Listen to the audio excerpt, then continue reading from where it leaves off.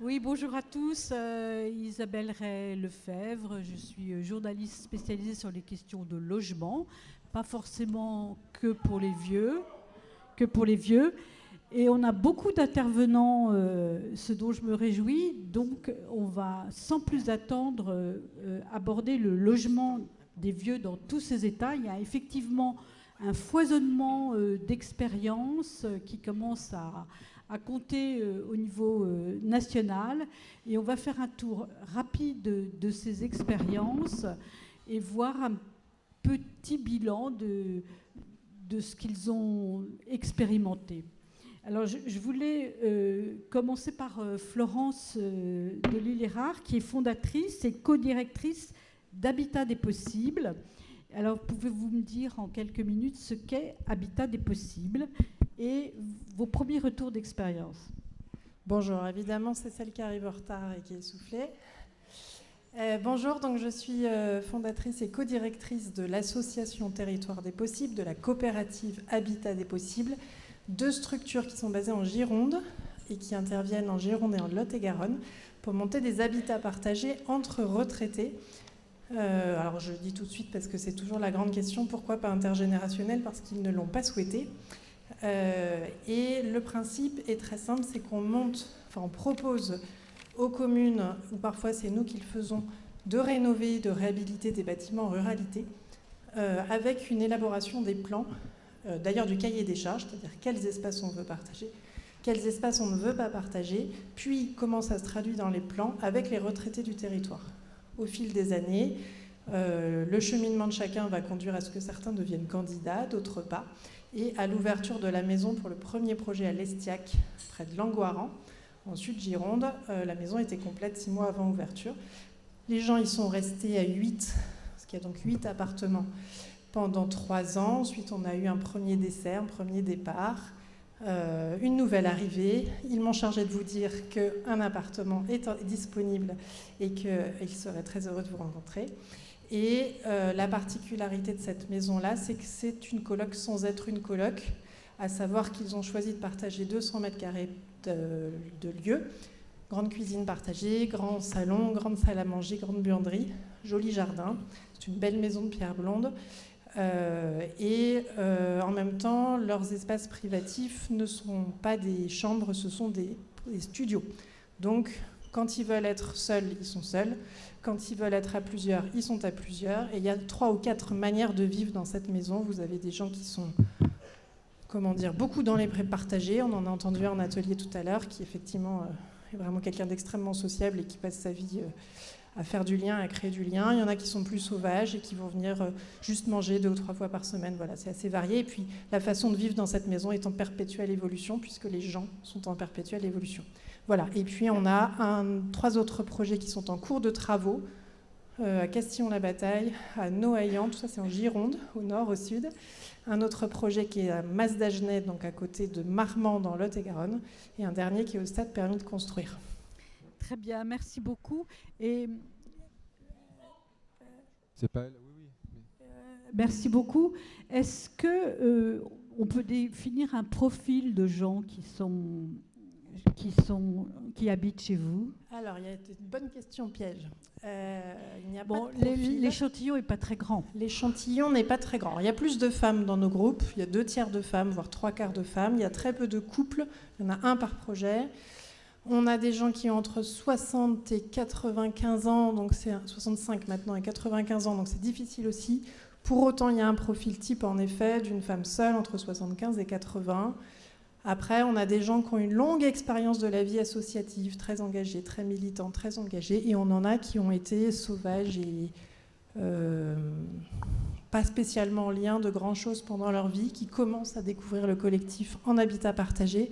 Et là, on n'a pas trop de règles, par contre, et on a beaucoup de sortes de caractères aussi. Le point commun, c'est quand même d'avoir envie de rompre la solitude et une certaine envie d'aller vers le respect des autres.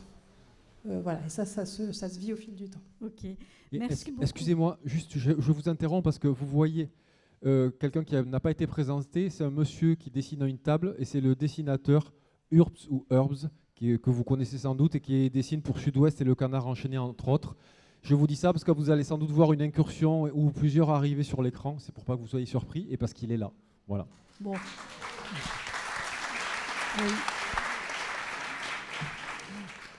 Oui. Et maintenant, pour des problèmes de planning. Ouais.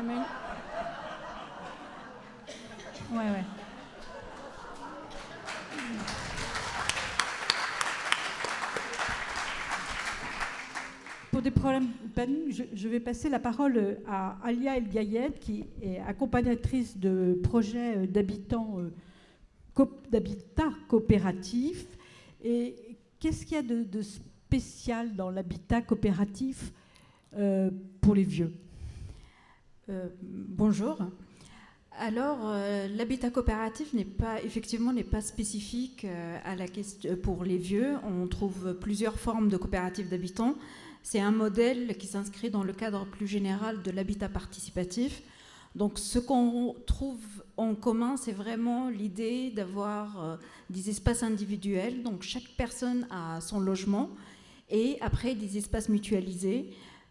Donc ça peut être des chambres, une salle commune, des chambres d'amis, des espaces de vie différents. Et la particularité de la coopérative d'habitants, déjà, c'est son modèle de propriété, parce que là, c'est la coopérative qui est propriétaire de l'ensemble du bien, et les personnes détiennent des parts sociales. Donc c'est un modèle qui permet vraiment de sortir le logement du marché immobilier. Et la particularité dans les projets de coopératives d'habitants, c'est vraiment les habitants qui sont initiateurs de leur habitat. Donc, qu'est-ce qui est particulier dans ça ? On trouve des habitats intergénérationnels, d'autres comme Chamarey-les-Barges à Vaux-en-Velin, ou ici le projet des Boboyaka à la Castagne à Bègle, où c'est vraiment des personnes pour des personnes vieux et vieilles.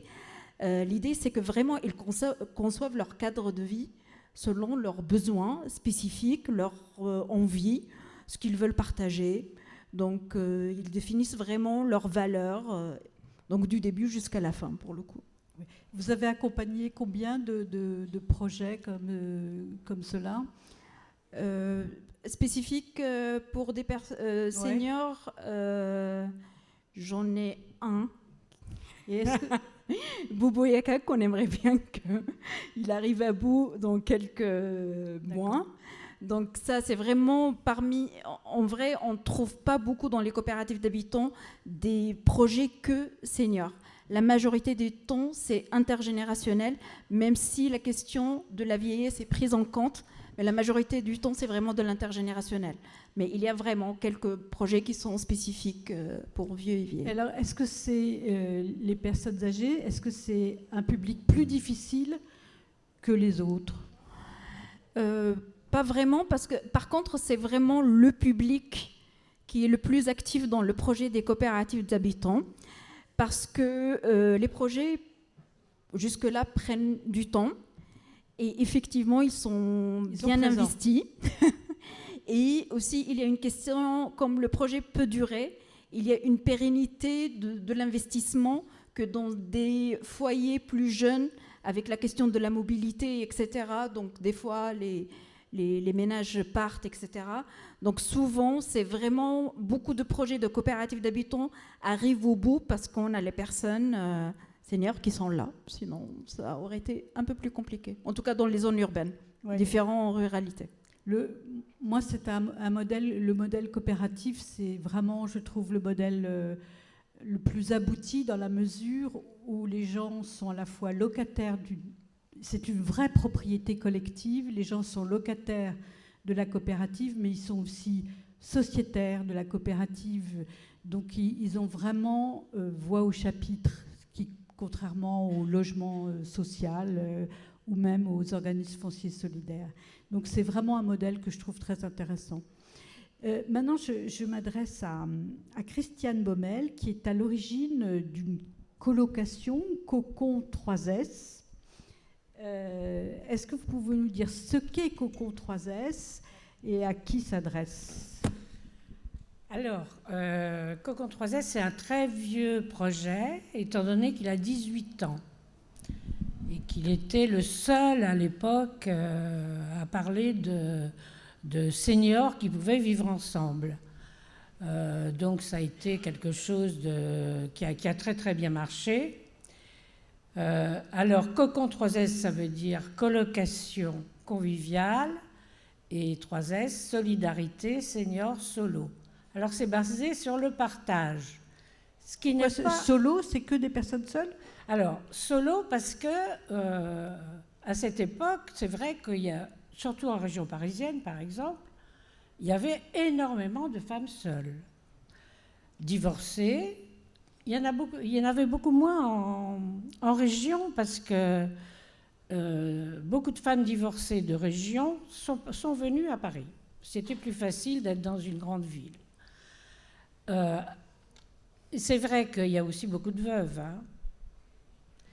Donc c'était majoritairement des femmes. On a eu quelques hommes, mais ils étaient très très minoritaires.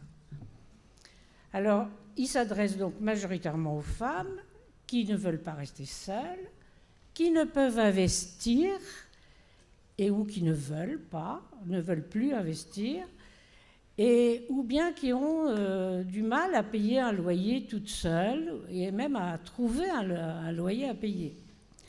Donc ça a une dimension sociale inévitable et on y tient. Alors, ce concept a été beaucoup copié par le co-living dernièrement, enfin il n'y a pas tellement longtemps, c'est-à-dire ces appartements, enfin ces cohabitations assez luxueuses en grande ville pour des jeunes cadres. Et c'est extraordinaire, mais c'est hors de prix.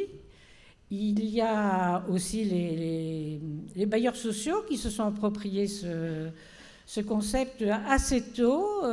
J'ai suivi une expérience à Vannes où ils ont organisé donc la restauration. Là, c'était une restauration d'un immeuble qui existait déjà.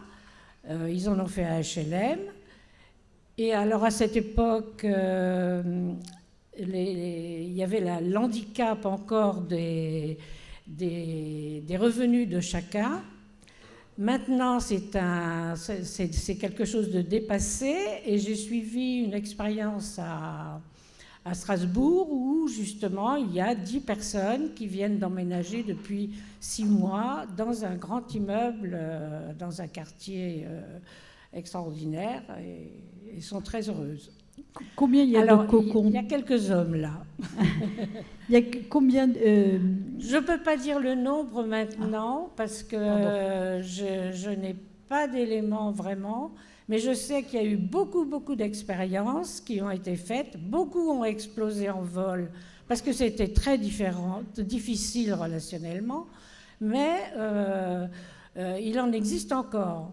Il y en a aussi qui sont morts. J'ai 85 ans, je suis la seule aussi vieille de ce panel. Et donc, c'est inévitable. Et alors, est-ce que ces colocations se passent bien? Alors, elles se passent bien quand elles sont bien gérées. C'est pour ça que moi, j'ai d'abord organisé des séminaires de préparation à la vie collective, des séminaires qui se passaient souvent en Bretagne, et on louait des gîtes et chacun était dans un mini-groupe dans une maison et pouvait expérimenter un peu la vie en commun. Et on se retrouvait pendant une petite semaine à travailler des choses et avec des outils. Donc ces séminaires, c'est important de préparation? Hein? Ces séminaires de préparation? De préparation était très important, oui. Et ça n'existe plus? Si, ça existe toujours. J'en ai fait un dernièrement à Strasbourg.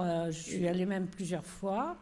Et les gens peuvent tester s'ils sont aptes à la colocation? Ils peuvent surtout tester les outils qu'on a mis au point pour se préparer à vivre ensemble sans se taper dessus et en acceptant les différents points de vue. Il y a des éléments de base qui sont la liberté individuelle. Chacun fait ce qu'il veut et pense ce qu'il veut quand il veut. Et puis, il y a des impératifs, par exemple, peut-être de manger ensemble de temps en temps. Alors, à chaque groupe de définir la fréquence, des obligations, des choses qu'ils veulent faire pour une vie collective sereine, quoi. Merci beaucoup. Maintenant, une autre forme d'habitat. Je m'adresse à Christophe Boéry pour l'EHPAD Terre d'Aigre. Qu'est-ce qu'elle a de spécial, votre EHPAD ? Bonjour à tous. Moi, je pense que ce que je viens de dire... Elle est où ? Alors, est à Bordeaux. L'EHPAD Village Terre d'Aigre est un EHPAD associatif en plein centre de Bordeaux, dans un parc arboré de 3 hectares, et on accompagne 402 habitants. Voilà. Ouais, oui, j'attends toujours, j'aime bien ce « waouh, c'est quoi ? C'est pas possible !» tout ça. Voilà, 402. Donc c'est une taille atypique qui nous permet de penser plutôt ce projet d'accompagnement et ce projet d'habitat comme un projet à une échelle d'un village. Voilà.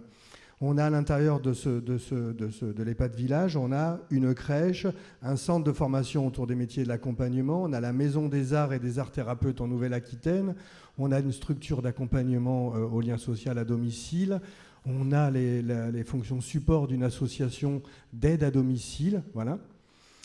Je l'ai dit, la crèche ? Oui, très bien. En premier. Voilà. Et après, nous, on porte un gros projet aussi d'approche domiciliaire. Alors, ça veut dire, qu'est-ce que ça veut dire l'approche domiciliaire en EHPAD ? Oui, de travailler la notion des espaces, la décoration, l'appropriation des lieux, le nommage des rues. Voilà.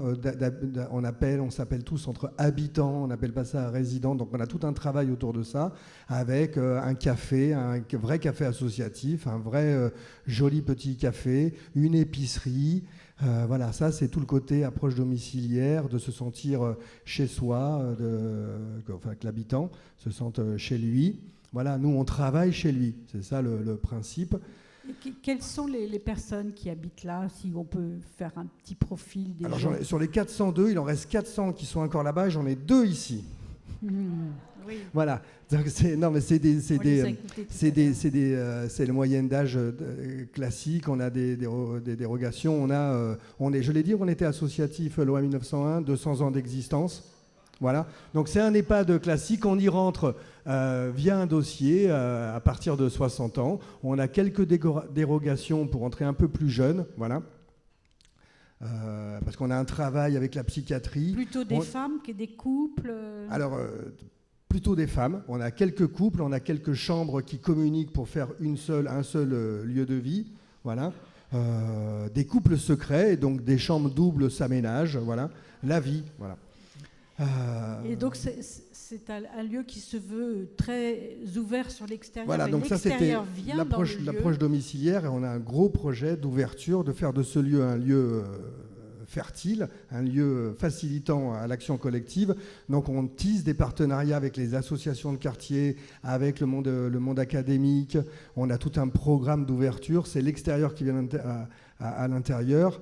C'est la taille aussi qui le permet. On a des résidences d'artistes. On a tout un gros travail qui permet que les acteurs du village, les acteurs du territoire, cheminent à l'intérieur, viennent pratiquer des ateliers. Il n'y a aucun atelier qu'on propose aux habitants qui n'est pas ouvert au public extérieur. Voilà. D'accord, et ça marche, il y a des ateliers mixtes, si j'ose dire. Et ça marche régulièrement. Bien sûr, c'est au quotidien qu'il faut reprendre cette communication. On peut avoir le même artiste qui va avec la même exigence, la même programmation, va faire le même spectacle au Douve ou alors au marché des Chartrons. Il va remplir la halle des Chartrons, et nous, on va faire la même programmation encore à l'intérieur de l'EHPAD. Et on va avoir du mal à faire venir les gens. Donc c'est au quotidien qu'il faut travailler autour de ce lien, de se dire oui, c'est possible encore en EHPAD de vivre autre chose que de l'hospitalisation, de l'hébergement de vieilles personnes dépendantes. Non, c'est un lieu de vie, c'est un lieu ressource du territoire. Voilà. Et c'est ça la taille de l'EHPAD qui nous permet de travailler dans ce sens-là. Voilà, et ce que je voulais dire, c'est vraiment ce que j'ai vécu aujourd'hui avec Odile et Jiki, de venir témoigner de la réalité de vie en EHPAD. Ça cristallise bien ce qu'on veut porter comme projet de lien et d'ouverture au monde. Voilà. Merci beaucoup. Voilà. Et j'ai un grand vide-grenier dimanche, mais bon, il y a le CNAB, c'est bon. Alexandra Chardon, vous êtes directrice d'établissement. J'ai fait mon mea culpa. Maintenant vous êtes lancée dans un autre projet, Les Sages. Oui. Et donc, est-ce que vous pouvez vous expliquer quel est ce projet? Déjà, la jeunesse, c'est des années de travail et d'expérience. Je suis anthropologue, directrice d'établissements médico-sociaux. J'ai dirigé des EHPAD, donc je sais la réalité de ces établissements, les difficultés. J'ai travaillé pour le réseau scientifique du ministère de l'écologie sur des modes d'habiter différents, de l'adaptation de la société au vieillissement. Donc j'ai pu suivre M. Ropana dans ses travaux, j'ai pu suivre aussi les Boboyaka et plein d'autres projets. Ce projet a maturé, et puis il se trouve que j'ai des copines dont certaines sont dans la salle, qui m'ont dit: mais Alex, ce serait vachement bien que quand on sera vieille, tu nous construises notre maison à nous, on sera bien. Et voilà, le verre était dans la pomme. Et donc, on passe à l'action, là. Et puis, les copines, non, elles passent jamais à l'action parce qu'elles ont toujours un mec, elles ont toujours un enfant qui rentre en fac, elles ont toujours on repousse. Et moi, il y a 2 ans, j'ai dit, il y en a marre, j'y vais. J'y vais et j'ai fait tout le circuit, l'incubation, la réflexion, et puis trouver un lieu, trouver une ville. Donc c'est une petite ville qui s'appelle La Rochefoucauld en Angoumois, qui est très mimi, qui est très belle, au pied du château. Et dans cette ville, après le château, il y a un deuxième logement qui est très très beau, qui s'appelle le logis de Jean Hérault de Gourville. Et c'est ce logis sur lequel j'ai jeté mon dévolu, sur lequel je suis tombée amoureuse. Alors on prend le contre-pied, c'est une maison pour vieux, mais c'est un logis historique. Donc là, architecturalement, je ne vous dis même pas. Le département qui est venu, qui m'a dit oui, il faut respecter nos normes. Donc je leur ai répondu que non, ça faisait 30 ans qu'ils faisaient de la merde pour les vieux, donc il était hors de question que je fasse la même chose. Et voilà, ce lieu est en train d'émerger, c'est un lieu un peu complètement différent. Donc on est en plein centre de petite ville, on est sur un logement historique, on est sur des grands espaces, on est du 4, 5, 6 mètres sous plafond, on a 7 logements, tous différents, de 25 à 55 mètres carrés. Pardon ? Des logements autonomes. Des logements autonomes, donc chacun avec leur salle de bain, certains avec une kitchenette, mais aussi de l'habitat partagé, c'est-à-dire qu'on a des espaces partagés, 2 grandes cuisines, un salon, un patio, une buanderie, un petit jardin, un atelier pour bricoler, une énorme cave pour amener vos vins si vous êtes amateur de vin. Vous en êtes où là ? C'est en cours de construction ? C'est construit, c'est du XVIIe siècle, donc ça fait un petit moment. On va ouvrir là avant la fin d'année. J'ai déjà des réservations et curieusement, c'est pas de la Charente ni de la Gironde. J'ai des demandes des États-Unis, j'ai des demandes du Canada, j'ai des demandes d'Allemagne, j'ai des demandes de Suisse, j'ai d'Italie. Enfin voilà, c'est assez curieux. Et puis c'est un logement qui va proposer du logement de longue durée mais aussi de courte durée, ça va être extrêmement flexible. Moi j'ai l'habitude de dire que vous pouvez venir pour un jour ou pour toujours, changer d'habitat, aller dans un habitat comme ça un peu différent, partagé, participatif, coopératif, c'est un choix de vie, c'est un changement de vie et ça se fait pas comme ça. Donc on peut venir un week-end, on peut venir une semaine, on peut venir en répit, on peut venir avec son aidant, son aidé pendant 2 jours, 4 jours, 10 jours, 10 mois. On peut venir en immersion, on peut venir en formation, parce que à travers cet outil-là, j'ai décidé aussi de changer un peu l'image des formations d'assistantes de soins en gérontologie et d'aide-soignante. Donc je vais faire des stages pour leur donner d'autres billes et voir autrement le vieillissement. Vous parliez l'autre jour de formation des... Oui. J'accompagne en VAE aujourd'hui des aides-soignantes et je commence à réintégrer des VAE, RTS. C'est-à-dire valorisation par les acquis, c'est ça. Et c'est elles qui vont nous prendre en soin demain, donc il faut aussi qu'on leur amène un petit peu des choses nouvelles, parce que... sur cette formation,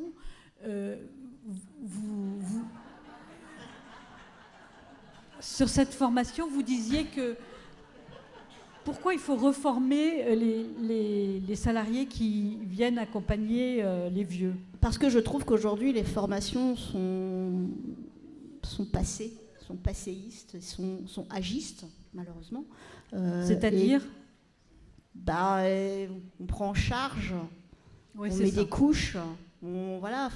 Après, je ne leur jette pas la pierre. J'ai dirigé des établissements, je sais les difficultés. Je sais que ce sont des personnels qui sont maltraités et qu'on leur demande d'être bien traitants. Donc à un moment, il y a quelque chose qui ne va pas. Et qu'il faut leur apporter des billes de qu'est-ce que c'est un vieux. Un vieux, voilà. Hein, on est là, les vieux, ça écoute pas les amants de Saint-Jean, ça écoute ACDC. Ou Sally. Merci beaucoup, voilà. Alexandra. On viendra après à l'architecture. Est-ce qu'on fait de la merde pour les vieux? Mais avant, je voulais passer la parole à Tristan Robert qui, lui, a développé son concept, et c'est pas qu'un concept, c'est des réalisations de béguinage solidaire. Vous pouvez nous dire un petit peu le concept et puis comment ça marche? Alors, bonjour à tout le monde. C'est compliqué parce qu'en fait, il n'y a pas de modèle du béguinage solidaire. L'idée, c'est que nous sommes les ouvriers de projets locaux. J'aime bien dire de projets de terroir pour dire que... Allô. Pour dire que c'est complètement enraciné dans le territoire et nous répondons, comme le fait Florence, à des sollicitations de collectivités, de groupes associatifs ou de groupes d'habitants, y compris en coopérative. On a un projet, on vient d'acquérir une ferme à Bléré en Touraine. Et Bléré, c'est pour ainsi dire combien de béguinage solidaire? Alors on en a 3 et 3 qui sont en construction. Et Bléré, c'est à côté de Chenonceau. Et notre pari, c'est que dorénavant, enfin dans 10 ans, on dise Chenonceau, ah oui, à côté du béguinage solidaire et non pas... Voilà. Ouais, vaste projet. Et donc, nous sommes une association à but non lucratif et très militante de la place des vieux. Nous pensons que les vieux ne sont pas des moutons à tondre sous prétexte qu'ils auraient de l'argent. Et donc Ce qui reste à démontrer. Oui, ça reste à démontrer, mais ce que je veux dire, c'est que nous essayons d'accueillir des gens, par exemple à Valognes dans la Manche, nous avons des gens qui ont moins de 750 € pour vivre, et puis d'autres qui en ont un peu plus, et qui acceptent de payer plus cher pour permettre à d'autres de venir. Et puis nous avons une particularité, mais qui est permise aussi par la taille, parce qu'à Valognes, nous avons 26 logements loués, et donc nous avons 4 personnes en situation de handicap, comme on dit aujourd'hui, et dont une qui ne savait pas lire, et les autres habitants lui ont appris à lire depuis 2 ans. C'est complètement incroyable, et ses éducateurs disaient qu'elle ne pourrait jamais lire. Et puis elle arrive, elle lit pas Victor Hugo, mais elle arrive à lire et à écrire. Et c'est un petit peu ça le projet que nous portons, que les gens soient acteurs de leur vie. Alors la différence avec d'autres projets, c'est que nous travaillons sur des logements un peu plus grands, T2, T3, toujours en location. Voilà, et que nous avons des couples, majoritairement bien entendu des femmes, mais aussi des hommes. Les femmes sont souvent moteurs, il faut bien le reconnaître, ce sont les femmes qui attirent, ça a toujours été comme ça en fait. Oui, c'est toujours les femmes qui organisent les choses. Hein, voilà. Ce sont les femmes qui organisent et qui attirent les hommes, mais ils sont bien pour tondre les pelouses et pour faire la cuisine, etc. Qu'est-ce que je peux vous dire d'autre? C'est que nous travaillons aussi beaucoup sur l'ouverture de ces lieux sur l'environnement. Oui, la vie interne du... Voilà, alors il y a 2 aspects. Il y a les habitants eux-mêmes qui ont besoin d'ailleurs de lieux, c'est intéressant, d'intimité entre eux, mais on travaille de plus en plus sur l'ouverture sur la commune. Et dans notre mesure d'impact, on mesure que les habitants ont des engagements dans des associations locales, de plus en plus. Et l'idée, c'est d'être acteur de sa vie et acteur de la vie de la cité. Il y a une habitante, il y a quelque temps, qui nous a dit, et ça m'a beaucoup frappé, je réalise que vivre ici, c'est accepter de continuer à grandir. Ça m'a frappé parce qu'il y a... Continuer à apprendre des choses. Continuer à apprendre des choses, mais il y a aussi une démarche volontaire qui est je ne viens pas consommer un lieu, je viens le construire, je viens y participer. Et ça m'a, je l'ai dit tout à l'heure dans l'atelier, mais ça m'a beaucoup marqué par ce côté d'adhésion. En réalité, on ne vient pas chercher un logement chez nous. D'ailleurs, souvent, quand les gens appellent et disent « vous avez un T2 », je dis « je ne sais pas de quoi vous parlez ». On a un projet de vie qui va donner accès à un logement. Et c'est comme ça qu'il faut le voir. Pardon de dire ça devant un architecte, mais au début, j'étais passionné. Je me disais, il faut faire du logement pour... Alors, exactement, ne criez pas. Il faut faire du logement pour les vieux. Et puis un jour, on s'est dit qu'on allait les écouter. Et puis une dame, un jour, explose. On parlait de hauteur de prise. Elle explose et elle me dit, j'en ai rien à faire des hauteurs de prise. Je sais ce que c'est de souffrir. Je sais ce que c'est d'avoir mal. Ce que je veux que vous me disiez, vous, là, maintenant, nous dit-elle, c'est est-ce que je peux toujours être utile ? Et une autre personne, en mettant sa main sur sa joue, ça fait 10 ans que je raconte ça et 10 ans que j'ai des frissons, dit moi, c'est pas tout à fait ma question, c'est avec toutes les rides que j'ai, est-ce qu'on peut encore m'aimer ? Et là, on s'est dit, nous sommes en train de faire fausse route en parlant de hauteur de prise et de logement. Ce qu'il faut, c'est permettre à ces gens qui veulent venir là de répondre à ces questions. Est-ce que je peux toujours être utile ? Est-ce que je peux toujours être aimé ? Est-ce que je peux toujours être libre ? Parce qu'il y a quand même 5 ans, on était un peu enfermés, et on s'est auto-enfermés. Et l'habitat est le support de ce projet. Et donc, pour le coup, ce que découvrent les gens dans le béguinage solidaire, eh ben, il faut qu'ils le partagent avec les voisins.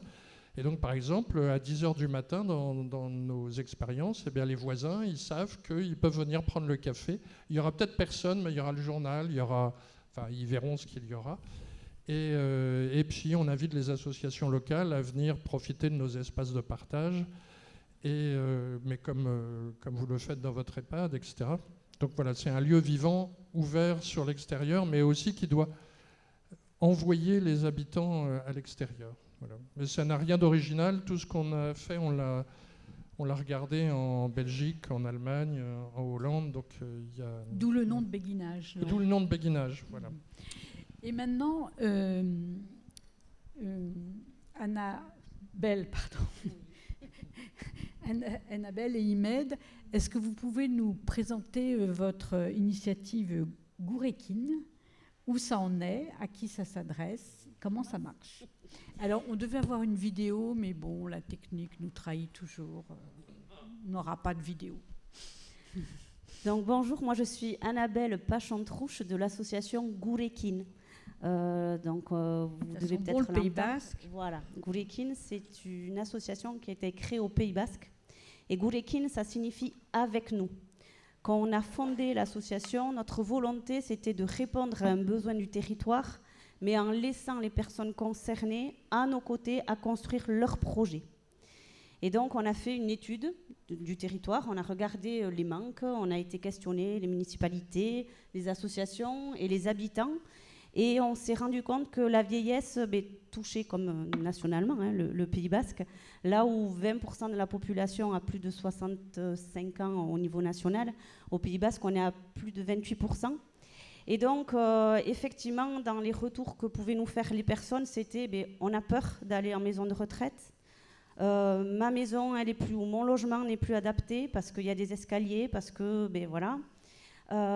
Et puis les enfants, ils ont dû partir, ils sont loin, ils sont plus là, ou ils sont à côté, mais ils ont aussi leur vie, leur propre vie. Et donc on est seul, on souffre d'isolement. Et donc on s'est dit, il y a peut-être quelque chose à faire à ce niveau-là. Donc on n'a rien inventé, il y a des choses qui se faisaient ailleurs. On a juste piqué les bonnes idées, je dirais, des uns et des autres, notamment Habitat des Possibles, qui avait une largeur d'avance devant nous. Antériorité, oui. Et finalement, on s'est dit, on va creuser cette question de l'habitat pour les personnes âgées, tout en laissant ces personnes concernées à décider de ce qu'elles voulaient faire avec nous. Et donc, dans notre cheminement, au départ, on était deux femmes, et on s'est dit, on va faire tout, toute seule. On va demander aux personnes intéressées, aux personnes âgées de venir avec nous, et on va tout faire. Et puis, on s'est vite rendu compte que le monde de l'habitat, c'est costaud, et donc, on a eu la chance de rencontrer un bailleur social. Donc, je laisserai la parole à Imed Robana tout à l'heure de parler du col. Et on a été les rencontrer pour leur expliquer notre histoire et notre, en tout cas, volonté d'amener ce type de projet sur notre territoire. Et donc, on a pu le faire parce qu'on partage les mêmes valeurs. Et aujourd'hui, Gurekin, c'est une association qui accompagne des maisons partagées. Donc, le concept, c'est 8 à 10 personnes maximum qui habitent dans cette maison. Ils ont chacun un appartement de 46 mètres carrés et ils ont des espaces partagés qui sont sous le même toit. Ils peuvent venir en pantoufles, ils peuvent venir en chemise de nuit dans 100 mètres carrés d'espace partagé. Comment on a laissé la place aux personnes? Eh bien, dès le départ, dès la construction du projet, dès que les premiers plans avec l'architecte ont été menés, on a lancé une démarche participative, c'est comme ça qu'on l'appelle, et on s'est rencontrés, donc l'association avec les seniors concernés, les personnes qui avaient envie de se dire mais pourquoi pas essayer de se lancer dans cette aventure. Et donc on a mené ces ateliers participatifs pendant 2 ans, à raison de 2 fois par mois, et les personnes sont venues se rencontrer, déjà faire connaissance entre elles, faire connaissance avec nous, voir mais qu'est-ce qu'elles attendaient de ce projet. C'est des personnes qui ont entre 68 ans et 85 ans dans ce premier projet. Pas la même histoire de vie, pas les mêmes expériences, mais par contre la solitude qui pèse ou peut-être l'avenir qui fait peur. Et donc on a porté ce projet de maison partagée et quand on a rencontré le COL avait aussi ses valeurs participatives. COL, j'adore ce nom, ça veut dire Comité ouvrier pour le logement. Exactement. Et donc, un nom du 19e siècle. Et ils avaient du coup, eux aussi, cette fibre participative, de mettre les gens au cœur de leur projet.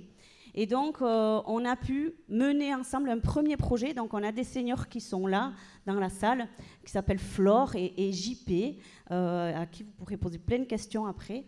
Et donc, ce premier projet, il se situe à Urt, dans une petite commune au Pays Basque.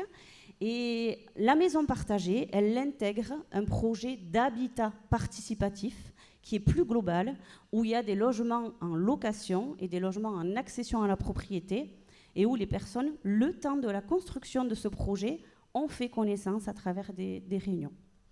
Voilà. Très bien. Imed Robana, un mot sur le COL et sur Gurekin. Alors le COL, effectivement, comme tu l'as précisé, Comité ouvrier du logement, c'est une très belle histoire humaine. C'est l'histoire des castors de Saint-Amand à Bayonne. Des coopérateurs. Voilà, des coopérateurs. Effectivement, à l'époque, ils avaient construit eux-mêmes, inspirés des castors de Pessac. Ils ont construit eux-mêmes leur, c'est les castors de Pessac, oui. Leur maison. Alors voilà, pour nous, c'est un gros poids parce qu'il ne faut pas faillir. Donc on a essayé de faire vivre un peu ces valeurs. Aujourd'hui, tout le monde a des valeurs, etc. Donc nous, on a essayé d'être fidèle à cette histoire. Je trouve que c'est une très belle histoire. Et c'est ce qui explique pourquoi notre coopérative, donc nous sommes une coopérative HLM, et c'est ce qui explique pourquoi on fait énormément de projets en habitat participatif, parce qu'on pense aujourd'hui que notre travail, même en tant que bailleur social, là, c'est pas de faire des projets immobiliers, mais vraiment de faire des lieux de vie. Et donc, on est aujourd'hui l'opérateur au niveau national même qui réalisons, on a plus de 1000 logements sous cette forme-là, sous plusieurs formes. Donc, l'habitat participatif classique, c'est de l'intergénérationnel qui se fait de manière naturelle. On a beaucoup dans ce type de projet, soit de femmes seules avec enfants, beaucoup de personnes âgées également, où finalement, le fait d'être ensemble dans un projet, on se sent moins seul, voilà, et on partage beaucoup de choses, des espaces partagés. Aujourd'hui, c'est absurde de dire au XXIe siècle, on a tous une perceuse ou voilà, donc on a des ateliers de bricolage. Enfin, tout ça pour mutualiser, pour se recentrer sur le logement des personnes âgées, enfin, ou des vieux, des seniors, puisqu'on est dans le contre-salon des vieux. On a plusieurs formes, donc on accompagne notamment la coopérative des Boboyaka à Bègle, et on a beaucoup d'espoir pour que ce projet aboutisse avec une complexité qui est souvent non pas liée au projet en lui-même, mais à tout l'environnement juridique, etc. Je ne vais pas rentrer dans le détail. On a un autre projet, là ce sont que des vieux, que des seniors.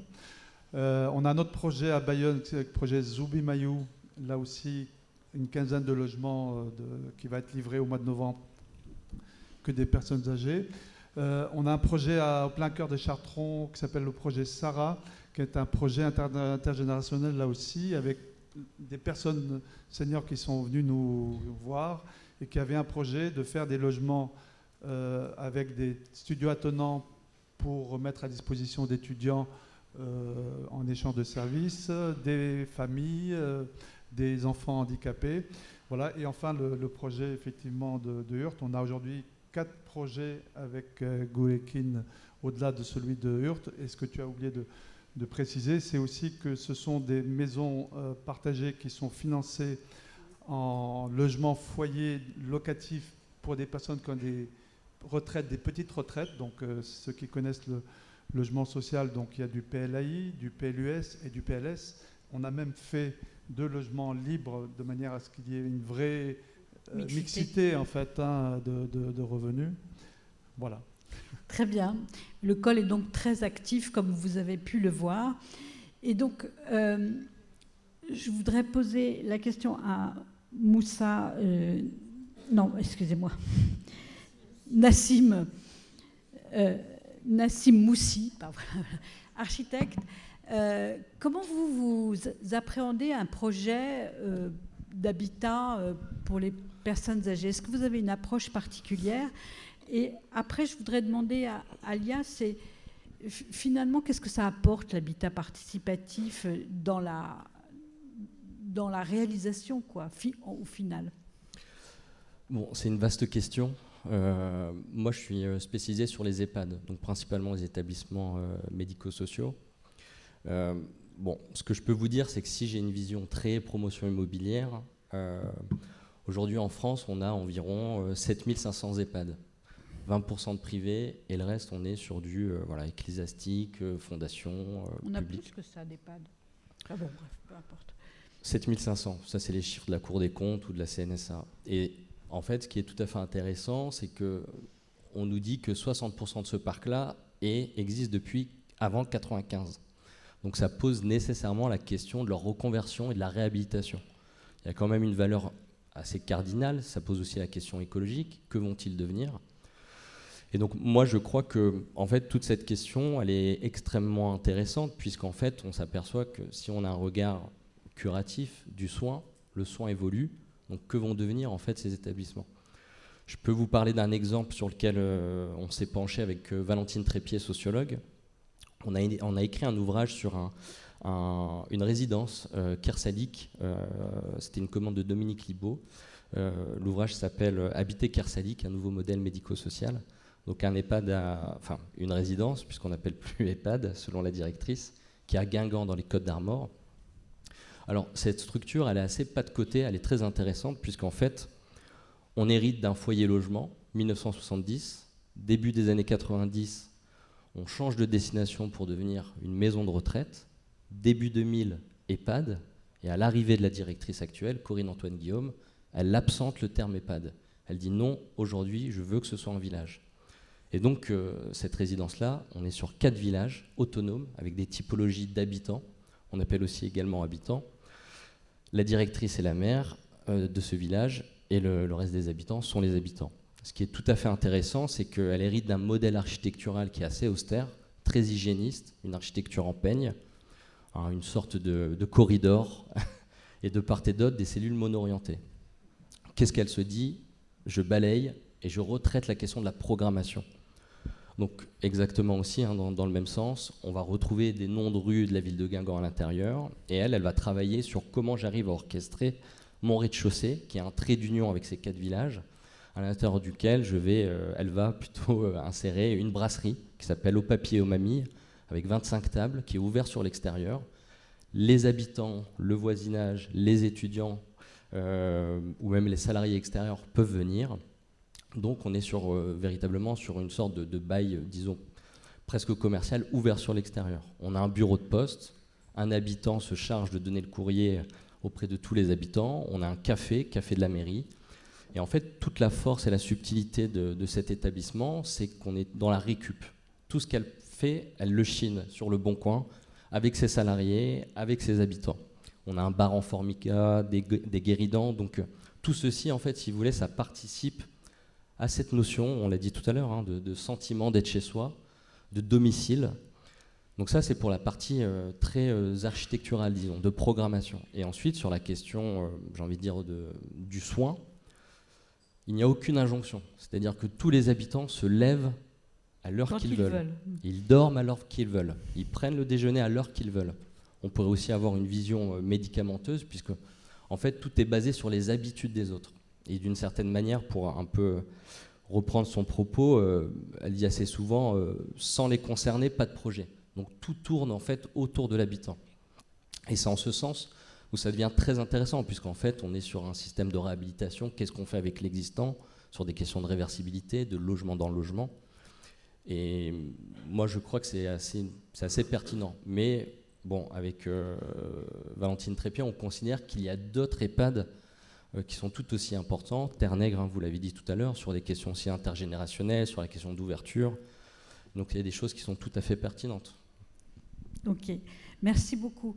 Et vous, donc, l'aspect participatif, et c'est ce que je vais vous demander à tous, quelle est la novation, l'élément qui est venu des habitants et que peut-être des professionnels n'y auraient pas pensé? Alors, déjà, il y a les aspects techniques dont a parlé Imed, vraiment la mutualisation aujourd'hui. Par exemple, quand on va chez les Chamarelles, ils ont un atelier incroyable. C'est un espace, il y a des photos sur les sites des Chamarelles. On entre, on a envie directement de commencer à bricoler. Parce qu'ils ont mutualisé tout leur matériel, donc ils ont créé un atelier incroyable.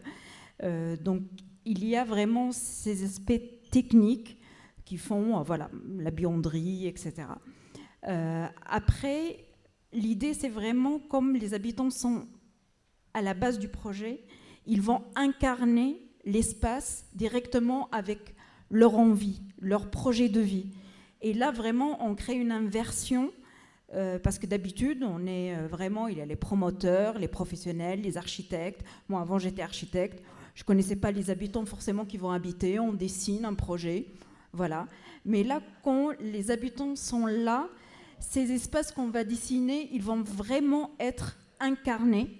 Et donc, ils vont avoir une vie déjà avant même qu'ils soient conçus.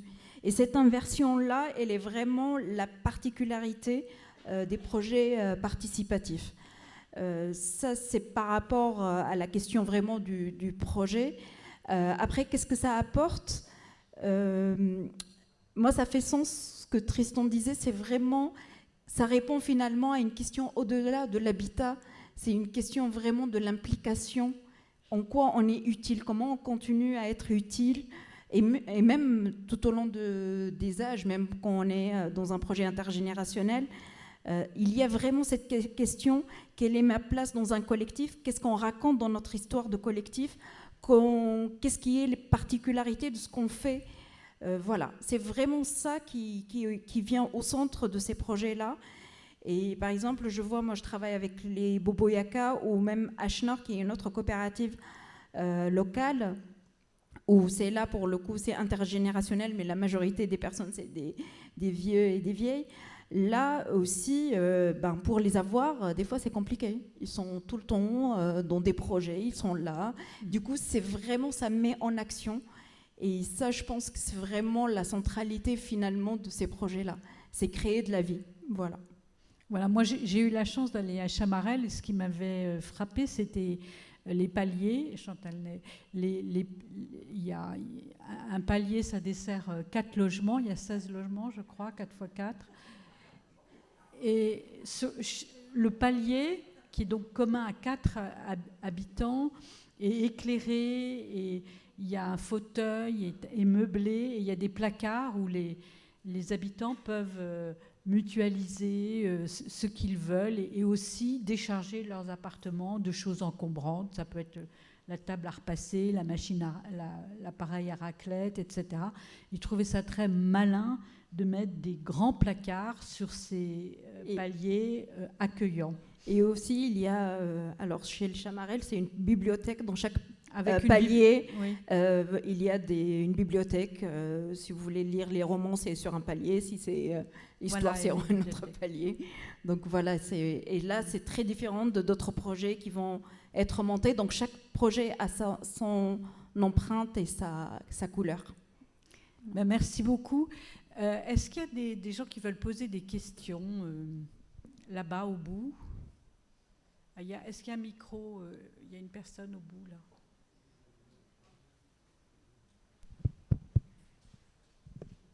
Bonjour. Bonjour. Alors, je dis bonjour à Imed, je dis bonjour à Florence, qui nous a reçus dans le cadre du CBSA Bordeaux, c'est-à-dire le Conseil Bordeaux Senior Action, qui a réalisé une étude sur l'habitat en centre-ville à Bordeaux, des personnes âgées entre autres. Voilà, donc, et on a parlé de Kergalis, puisqu'on a étudié le... Voilà. Oh, merci. Et donc, voilà. Et donc, je suis d'autant plus, ravie de vous revoir, puisque, bon, vous nous avez pauvrement aidés dans nos études. Et on a sorti l'autosaisine, qui est sur la bien vivre en ville à Bordeaux. Donc, j'ai quelques exemplaires là. C'est pas une question, donc c'est plutôt une information. Oui, mais c'est une information. Et puis, je D'accord. voulais dire aussi que grâce à toutes les personnes qu'on a rencontrées, je pense qu'on a eu une idée un peu plus, réelle et, pour arriver à proposer des choses sur l'habitat à Bordeaux. Voilà. Très bien, merci beaucoup. D'autres questions? Il y en a une là. Elle est où? Là.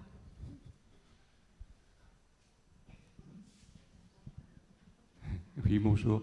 Merci de toutes ces expériences. Donc on monte dans les placards, on m'a piqué l'idée, d'accord. Non, nous on voit pas, donc on est très frustrés. Bah oui. Hein. On se fiche pas de vous. Non, on rigole pas du tout.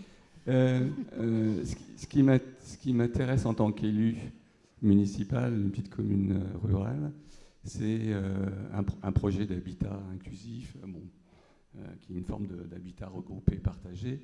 Et en tant qu'élu aussi, je suis très à l'écoute des préoccupations financières. Et donc j'avais une question à vous poser aux différents représentants. J'ai pas compris, des populations? Ah, de la question financière. La question financière, pardon. Ah ouais, ça compte un peu. Voilà. Et donc, à la fois pour faire émerger des projets comme différents projets tels que vous avez pu exprimer, ou comment exprimer, voilà. Et à la fois pour ce qui est important dans tous vos projets, le maître mot, c'est aussi l'accompagnement. C'est la présence peut-être d'animateurs, coordonnateurs, médiateurs, qui vont permettre de susciter et de mettre en place. Parce qu'un habitat partagé, c'est beau, c'est bien, mais la vie sociale, la vie à l'intérieur, la vie ensemble, elle ne se décrète pas. Et donc la question, c'est comment vous financez comment vous arrivez, voilà, quels sont les modèles qui peuvent être intéressants pour arriver à financer ce type de personnes. Voilà. Coordonnateurs, animateurs, médiateurs, voilà. Alors, je pense qu'on s'est surtout adressé en effet aux retraités, aux vieux qui sont présents dans la salle, donc plutôt sur la partie émergée de l'iceberg, ce qu'on voit, surtout qu'on a un temps très court. En effet, pour sortir ces projets-là, il faut des années, il faut du temps, et il faut en effet beaucoup d'accompagnement et beaucoup d'argent.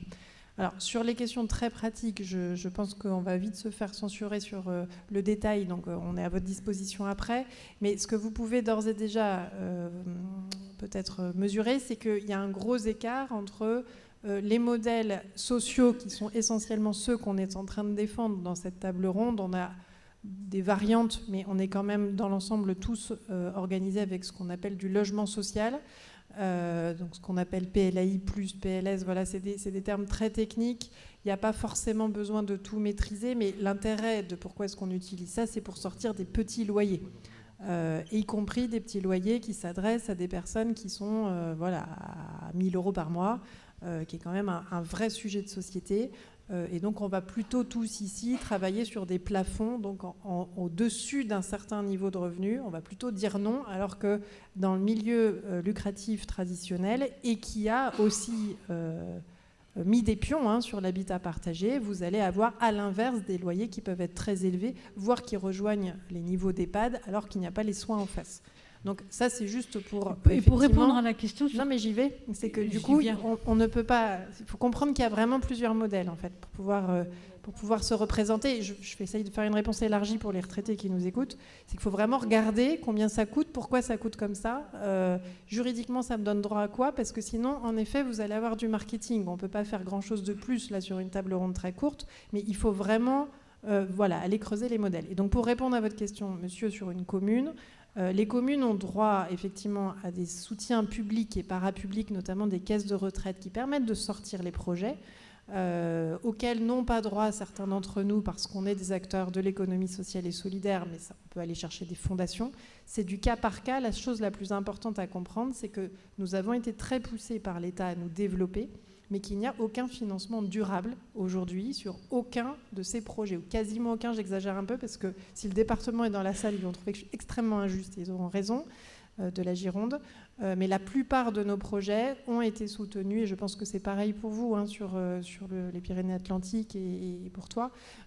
On a vraiment besoin aujourd'hui d'avoir des soutiens qui s'inscrivent dans la durée, qui sont systématiques et qui permettent de ne pas créer une cassure entre tous les rêves que ça peut générer pour vous et la réalité derrière. Et je me permets aussi, tout le modèle de l'habitat participatif et du mouvement coopératif rencontre des difficultés au moins similaires, si ce n'est pas beaucoup plus lourdes, parce que les modèles juridiquement sont plus complexes et il y a encore moins de prêts et quasiment pas de sub.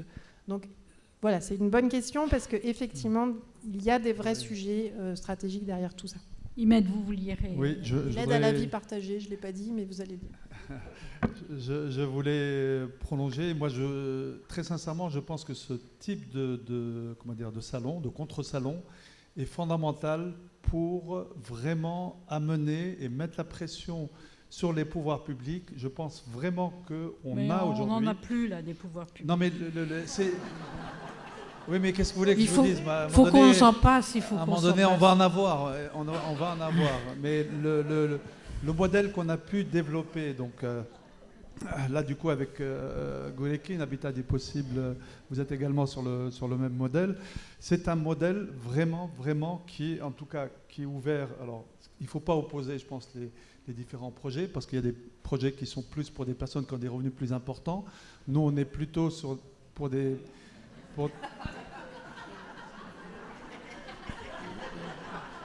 Ah, c'est terrible. C'est terrible. D'accord. Comment voulez-vous qu'on reste concentré après ça? C'est très difficile. Non, tout ça pour dire, vraiment, on est plus que convaincus, en tout cas en ce qui nous concerne, qu'on a vraiment la solution qui est vraiment la solution avant l'EHPAD, quoi. Et vraiment, c'est une solution qui non seulement est reproductible, le fait de faire... Tu posais la question, quelle est la différence par rapport à un projet qui n'est pas participatif? Le fait d'avoir un projet, de participer à son projet, nous on a vu, moi j'ai vu des personnes rajeunir en attendant que le projet se réalise. C'est vraiment une très très belle aventure humaine.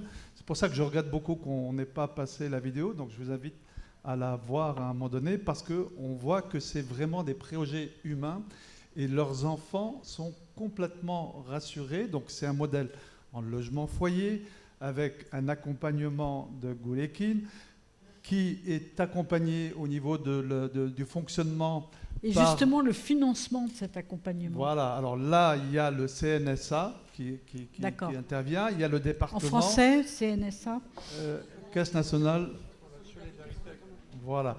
Et donc, et c'est un modèle qui est reproduit. Et demain, et on voit bien que le vieillissement est un vrai sujet, je pense qu'il faut absolument qu'on mette une grosse pression. Nous sommes tous des électeurs et c'est à nous de faire en sorte que ça avance parce que c'est fondamental et ça fait partie des solutions pour pouvoir loger évidemment des gens qui ont des revenus qui soient... On va jusqu'au libre, donc c'est de l'intergénérationnel. Hein, enfin, c'est-à-dire qu'en termes plutôt au niveau économique, il y a des personnes qui ont des revenus faibles, mais il y a des personnes qui ont des revenus relativement importants, puisqu'elles dépassent même les plafonds du logement social. Normalement, on n'avait pas le droit de les loger, mais on a considéré que c'était important.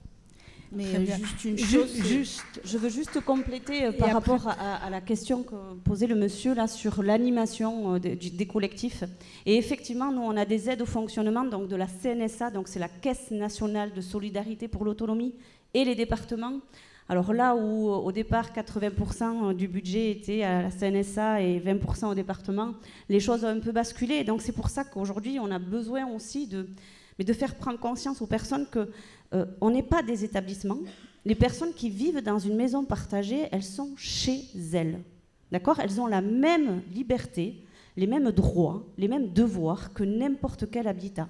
Et effectivement, le fait d'avoir une association comme ça, nous, on est là, je dirais, pour amener ce bien vivre ensemble, pour permettre à certaines personnes qui sont un peu plus timides. La vie a fait que certaines, elles vivent seules depuis 25, 30 ans. Et donc, le collectif, c'est compliqué. Nous, notre rôle, c'est de faciliter ces rencontres. On a des personnes entre 65 et 90 ans dans tous nos projets, mais il n'y en a pas une qui se ressemble. Elles ont toutes des caractères différents, avec des fois des envies de rester à la maison, et puis d'autres qui sont inquiets de venir dans ce collectif. Voilà le rôle de l'animateur, de cette maison de vie, d'accompagner les besoins et les attentes des personnes et de faire en sorte que le groupe s'entende bien et puis traverse les années ensemble. Voilà. Alexandra, vous vouliez rajouter? Oui, je voulais rebondir sur la phrase d'Imed de dire nous sommes des électeurs et nous sommes des citoyens, nous sommes des acteurs et réapproprions-nous notre vieillesse et notre vieillissement. Arrêtons de médicaliser, surmédicaliser la vieillesse. C'est pas une maladie, c'est normal. C'est la meilleure chose qu'on ait trouvé de vieillir pour pas mourir. Et puis médicalisons plutôt la fin de vie ou l'agonie. Peut-être, mais pas la phase avant. Et effectivement, n'attendons pas forcément, et c'est vraiment ma démarche des pouvoirs publics, et agissons et concevons nous-mêmes nos propres habitats. Bon, c'est une galère, je vous préviens, c'est un chemin de croix, mais il y a aussi vraiment tous ces mouvements qui sont en train d'émerger pour proposer des choses différentes, parce que nous sommes tous différents, et on ne peut pas proposer un modèle qui soit uniforme partout. Chaque habitat, partagé, participatif, coopératif est différent, et correspond à des particularités, des identités différentes. On a une question au fond de la salle, on peut passer le micro ? Oui.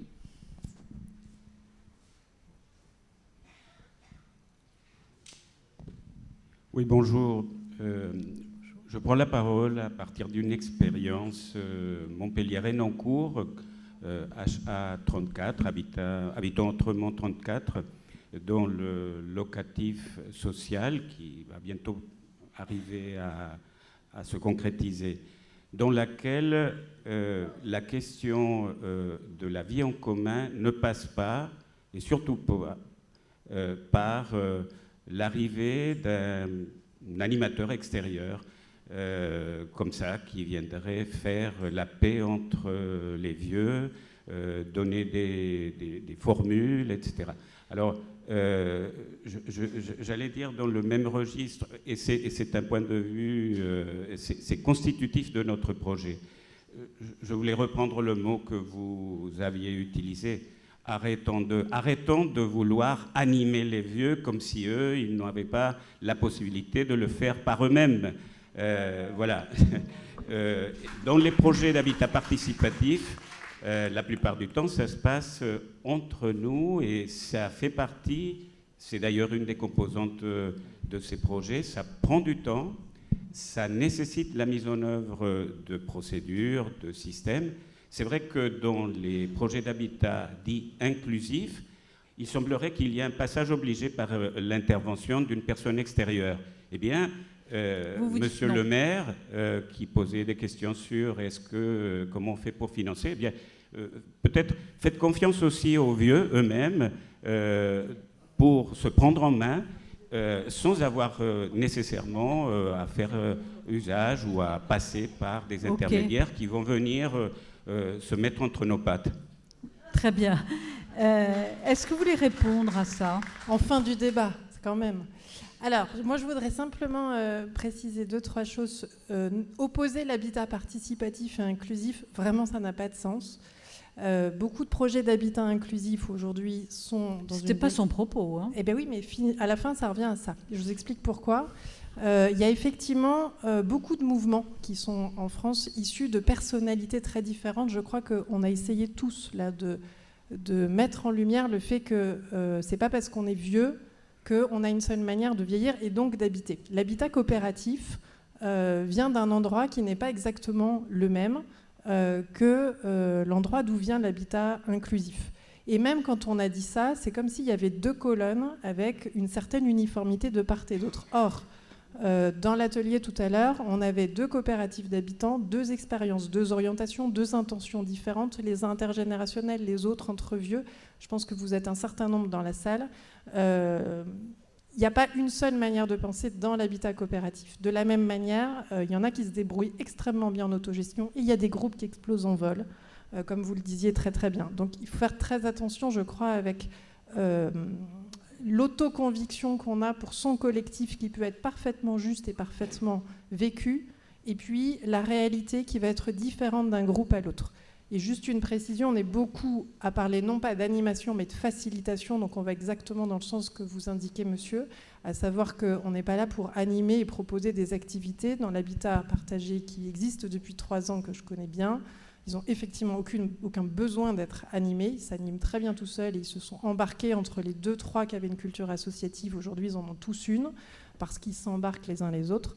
Par contre, en effet, il y aurait certainement eu beaucoup plus de départs s'il n'y avait pas eu un tiers de temps en temps pour jouer ce rôle très discret, effectivement, de médiation entre un tel et un tel, parce que oui, parfois c'est plus simple, et puis pour aborder des questions extrêmement délicates, parce qu'à un moment donné, la dépendance de madame un tel ou de monsieur un tel, on ne la vit pas tous pareil. En tout cas, ils ne l'ont pas tous vécu pareil. Entre la tentation d'en faire trop, de tomber dans les danses, entre finalement, je ne veux pas y toucher, ça me fait peur, parce que quand même, ça nous réveille nos questions liées à la fin de vie, liées à la mort.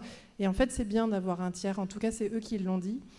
Nous, notre préoccupation, et c'est le fil conducteur des facilitatrices chez nous, et je pense que c'est celui de beaucoup, c'est d'être la couture qui ne se voit pas. Et donc effectivement, il arrive, et 2 des habitants étaient là tout à l'heure en atelier, il arrive qu'ils oublient complètement de parler de l'accompagnement, c'est même très fréquent, sauf qu'en fait, après, ils se rendent compte que si, c'est bien pratique d'avoir quelqu'un.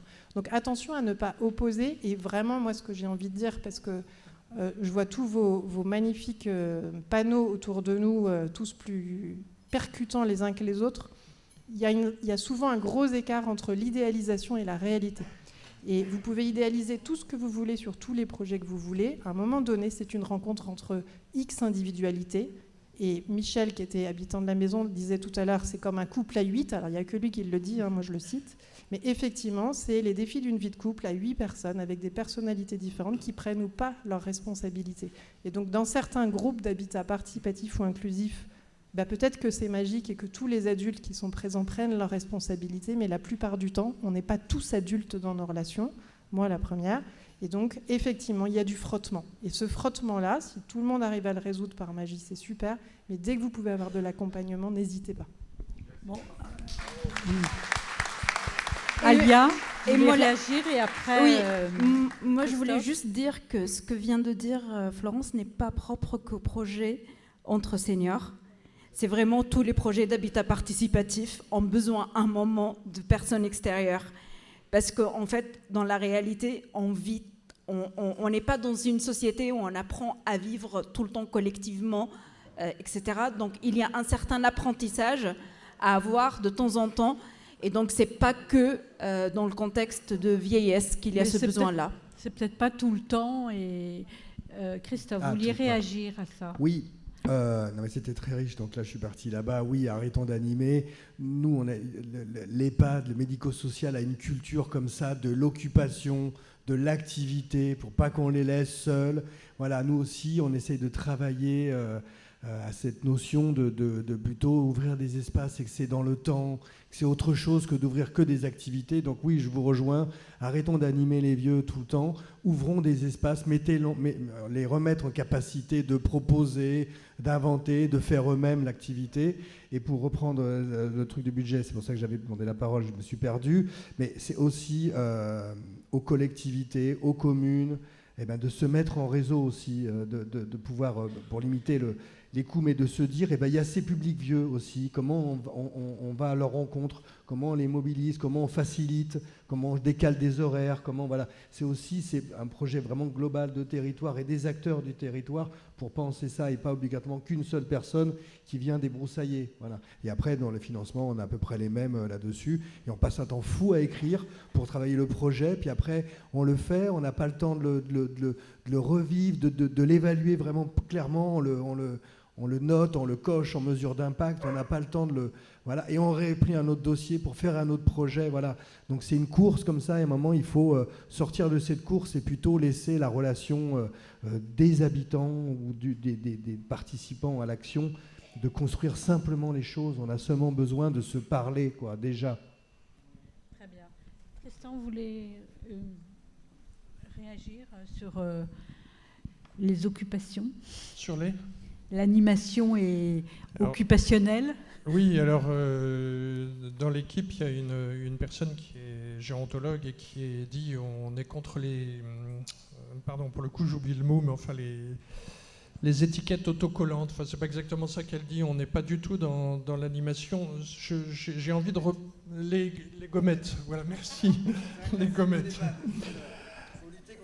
Il faut lutter contre les gommettes, voilà. J'ai entendu plein de choses, je suis un petit peu perdu, mais aujourd'hui, on porte une dizaine de projets. Je ne sais pas si quand on dit laissez-nous faire, c'est un boulot de dingue, pour reprendre une expression. C'est le pognon de dingue. Enfin, c'est un pognon de dingue, voilà. Mais c'est un travail écrasant. Moi, je suis épuisé par le travail que je fais quotidiennement et je ne connais pas beaucoup de vieux qui ont envie de se coltiner ce travail-là. Enfin, il faut être raisonnable. Aujourd'hui, monter un projet d'habitat, c'est un combat. J'ai été militaire. Les parcours du combattant, à côté, c'est de la plaisanterie. Donc, soyons raisonnables. En revanche, je rejoins ce qui est dit par mon excellent voisin, pour lequel j'ai beaucoup d'admiration, parce qu'il est à la pointe de ce qui se fait. Aujourd'hui, le sujet, c'est notre sujet. C'est en ça que je rejoins le CNAV. C'est pas l'affaire des pouvoirs publics. L'autre jour, j'étais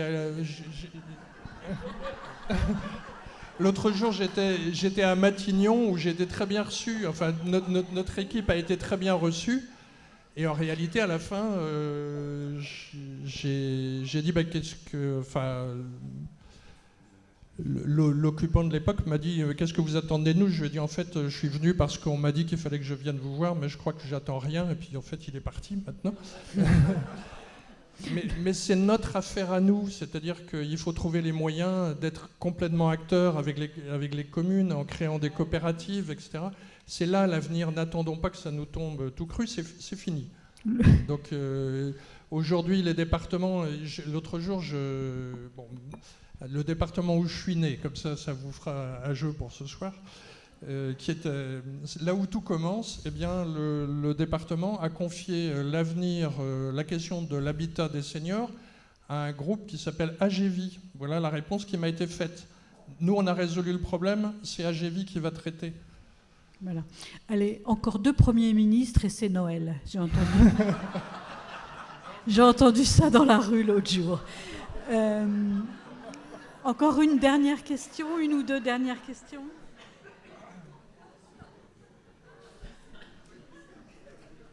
Là, il y avait une question, là, juste à votre gauche. Là.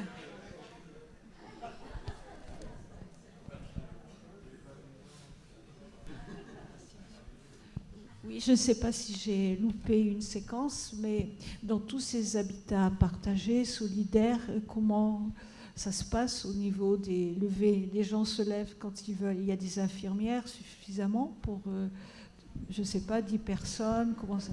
Voilà. Alors, c'est de l'habitat. C'est des gens qui sont autonomes ? Alors, pardon, en fait, les projets que nous portons, c'est de l'habitat, c'est comme vous, en fait, les gens sont chez eux, et on ne relève pas du tout du médico-social.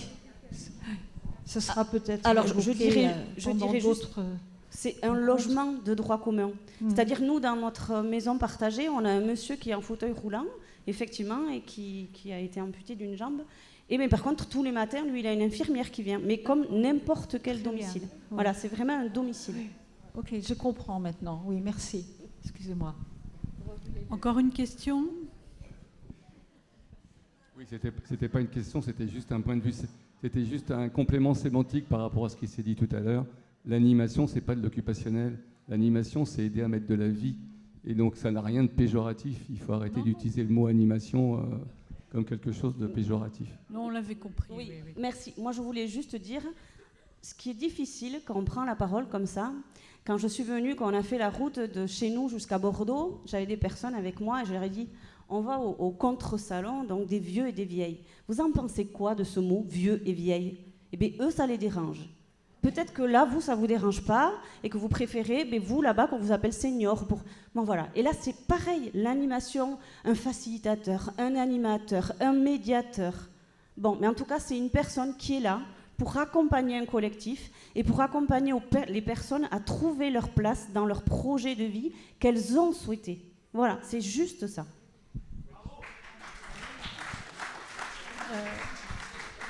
Est-ce qu'il y a encore une... On a le droit à 2 questions encore.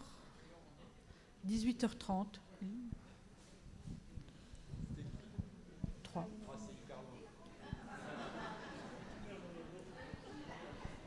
Je cours parce qu'on est pressé.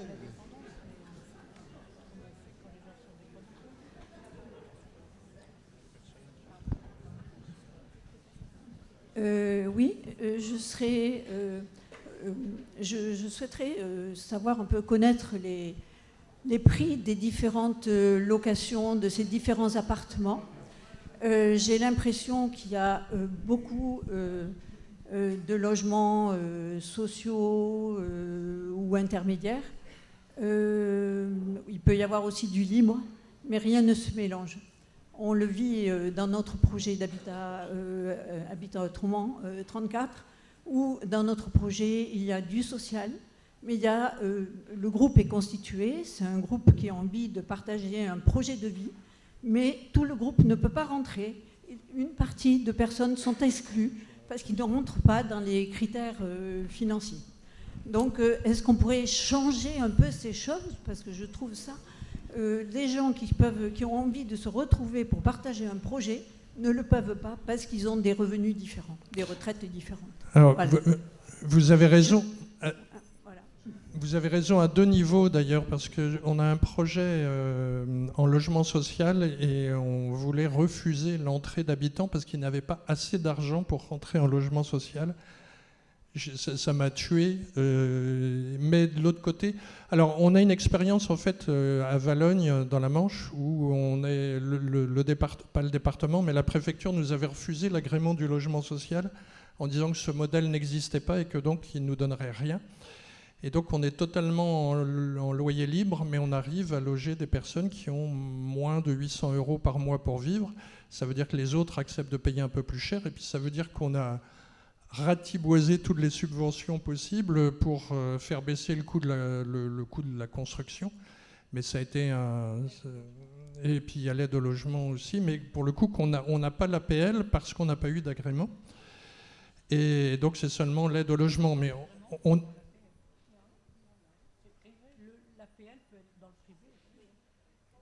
oui, pardon. Et en fait, toujours est-il qu'on a... Mais c'est là que je dis qu'il faut être acteur. On a créé une foncière solidaire pour le faire. Et donc, ce sont les gens de toute la France, pour finir, mais qui sont copropriétaires, on va dire, de ce bien. Enfin, ils sont propriétaires, en fait, d'une foncière solidaire qui a fait l'acquisition et qui a financé la construction. Mais ce sont des projets...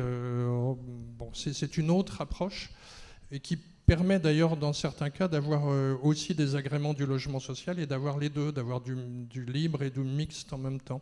Voilà, mais c'est très complexe et c'est là que je pense qu'il faut qu'il y ait des intervenants un petit peu qui connaissent vraiment les montages, parce que c'est très très très compliqué.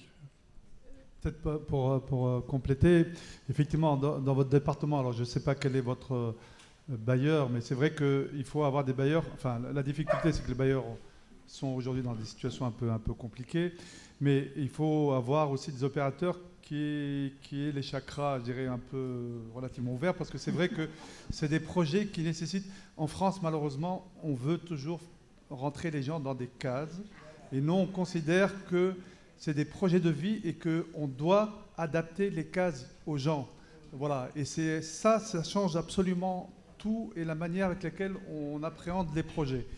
Et pour revenir sur les problématiques de loyer et de redevance, donc le principe du logement foyer qu'on a pu faire à Urt, c'est aussi que dans la redevance, il y a beaucoup de choses qui sont comprises. Et je vais passer la parole à Annabelle.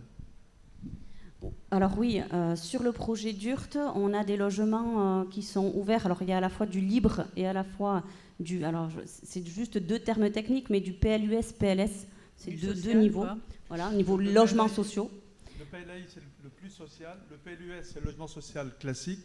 Et le PLS, c'est le logement social plus haut de gamme. Et le libre, c'est tout ce qui dépasse les plafonds et que normalement, on n'a pas le droit de faire. Donc c'est les 3 niveaux, d'accord ?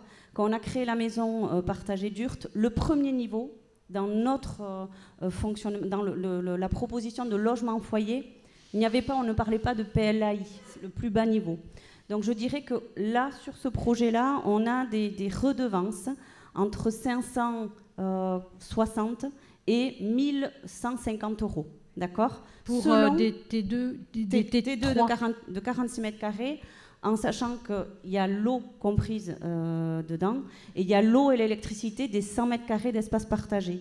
Ne croyez pas que ces espaces partagés, ils servent réellement. JP, qui est présent là, a fêté son anniversaire il y a une semaine dans ces espaces partagés.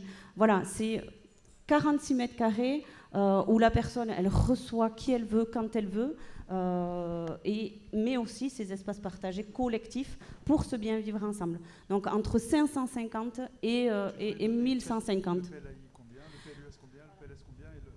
Ouais, alors on est au PLAI aux alentours de 550 €, PLUS aux alentours de 620 € et PLS 750 €. Et le libre, selon les revenus des personnes, mais là on parle de retraites qui sont plus importantes, on est à 1100 €. C'est le projet qui nous a permis, en fait, quand on a rencontré les personnes, on ne leur a pas demandé la première chose, c'est quoi votre revenu ? Non, les personnes, qu'elles sont arrivées pour nous voir, elles nous ont dit, voilà, moi aujourd'hui je cherche une solution, je souffre d'isolement et j'ai envie de créer un projet qui a du sens pour moi. Et c'est grâce aussi au chakra ouvert du col qu'on a permis à avoir une mixité de personnes dans ce projet-là. Voilà. Florence, vous vouliez rajouter quelque chose ? Oui, il y a les montants. Effectivement, tout va dépendre du nombre de mètres carrés. Donc les montants qu'on vous donne, ils sont en fonction du nombre de mètres carrés. Nous, on arrive à descendre entre 250 € pour les plus petits loyers, donc un peu plus bas, mais parce qu'il y a un peu moins de mètres carrés privatifs. Et effectivement, on ne va pas dépasser 500 € au plus haut sur les PLS, mais là aussi parce que, et effectivement hors charge, mais en incluant les espaces partagés. Donc tout ça pour vous dire que là, normalement, vous êtes perdus parce qu'on est passé des mètres carrés aux redevances, aux charges, machin, et que donc, encore une fois, c'est une histoire d'analyse. Par contre, pour reprendre un peu de hauteur, ce qu'il faut comprendre, c'est qu'à un moment donné, il y a quelqu'un qui paye le bâtiment. Donc, soit vous êtes dans un montage où vous arrivez à aller chercher des financements publics, parapublics, les caisses de retraite, et je ne récuse pas ce que j'ai dit, c'est dommage que ce ne soit pas régulier. Pour autant, parfois, ils viennent.